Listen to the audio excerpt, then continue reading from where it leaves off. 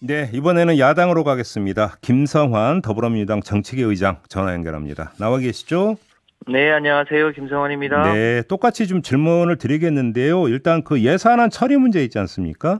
네, 조금 전 성일종 정책위 의장 말씀을 요약을 하면 법인세 1%포인트 인하하는 중재안 말고도 뭐 증액할 거 증액하고 감액할 거 감액할 예산안 지금 조정 문제가 남아 있다. 그래서 이 조정이 필요하다는 취지로 그러니까 그 말씀을 주시던데 네. 지금 민주당 입장은 이 문제에 대해서는 어떤 입장입니까? 어제 국회의장이 법인세 1%하고 시행령 통치기구와 관련한 일종의 중재안을 냈지 않습니까? 예. 그 중재안은 다른 쟁점 사항과 다 일괄 타결하자는 게 전제되어 있습니다. 네. 그래서 민주당이 법인세 1%를 낮추는 대신 국민의힘 들어서는 그동안 민주당이 요청했던 여러 가지 사안들을 한꺼번에 다 받으라는 취지가 담겨 있는 건데요. 아, 그렇게 이해하십니까? 네, 그 세부 사항은 아직 협의가 안 된 것도 사실이기 때문에 예. 오늘 이제 추가적으로 협의가 필요합니다. 음.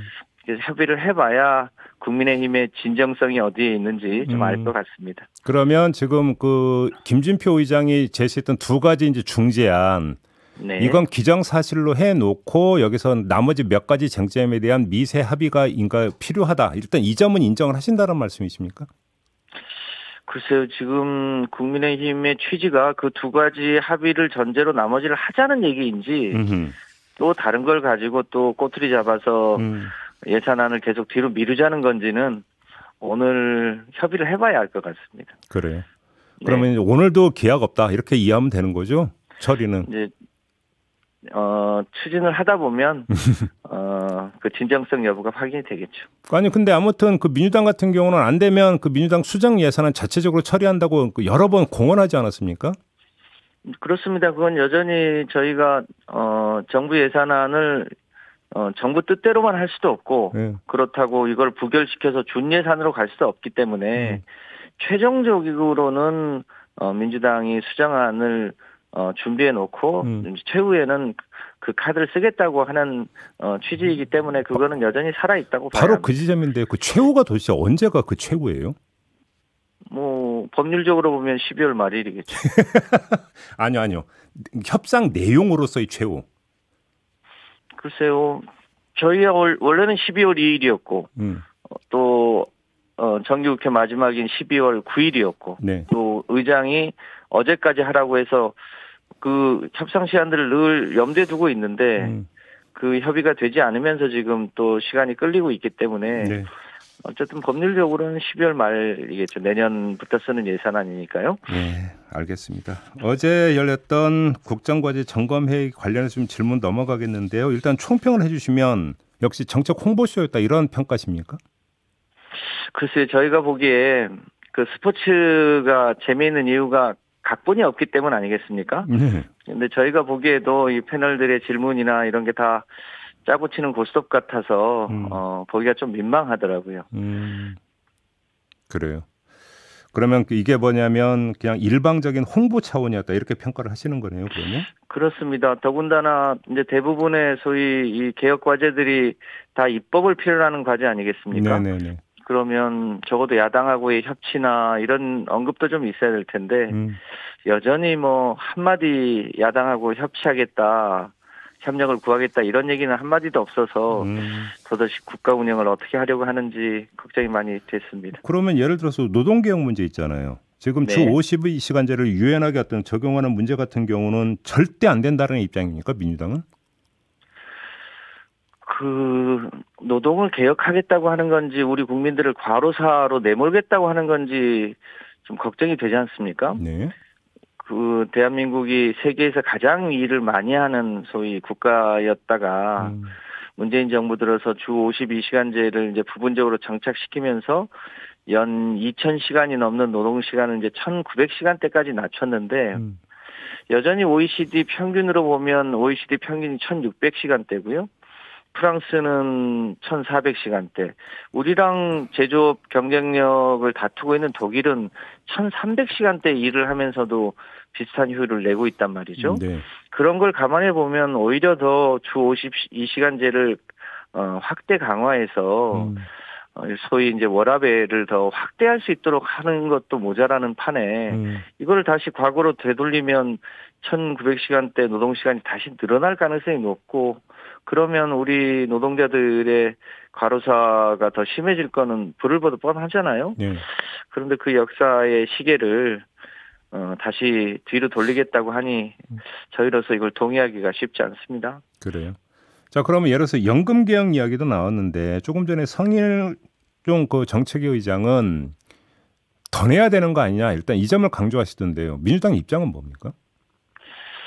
지금 연금 개혁을 보면 누군가는 부담을 해야 되기 때문에 일정하게 부담을 조금 추가로 해야 되는 건 불가피하다는 게 대체의 다 의견입니다. 네네. 그런데 누가 얼만큼 내고 또 얼마만큼 그 연금 혜택을 볼 것인가에 대한 일종의 공동체의 협약이 중요하겠죠. 네, 그런 면에서 이제 스웨덴의 연금 개혁 사례도 있고 캐나다의 연금 개혁 사례도 있으니만큼 이 국가 공동체를 운영하면서 경제적으로 부유한 층이 조금 더 낸다든지 사회적 약자들이 노후에도 그래도 최소한의 인간적인 생활을 보장할 수 있게 한다든지 이런 이제 사회적 약속을 해나가는 과정과 그에 대한 동의 이런 게 중요하겠죠.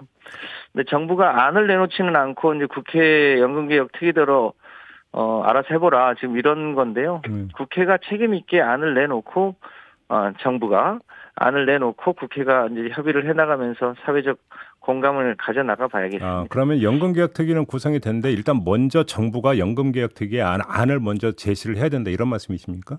그렇습니다. 그게 책임 있는 정부의 역할이겠죠. 그런데 아직은 제시가 안 되고 있나요? 그렇습니다. 전혀 얘기가 없고요. 내년 10월쯤에나 내놓는다는 설이 있습니다. 지금 특위 구성되지 않았습니까? 그러니까요. 특위는 구성되어 있는데 정부가 안을 내놓고 있지는 않습니다. 그러면 특위는 1년간 뭐 하는 거예요, 그러면? 그러니까 이게 예민한 문제니까 국회대로 알아서 해보라 이렇게 지금 되어 있는. 근데 그럼 형국입니다. 거꾸로 특위가 먼저 안을 도출을 해가지고 정부한테 수용하라 이럴 수는 없는 겁니까? 역으로 뭔가 추진할 수도 있는 거 아닌가요?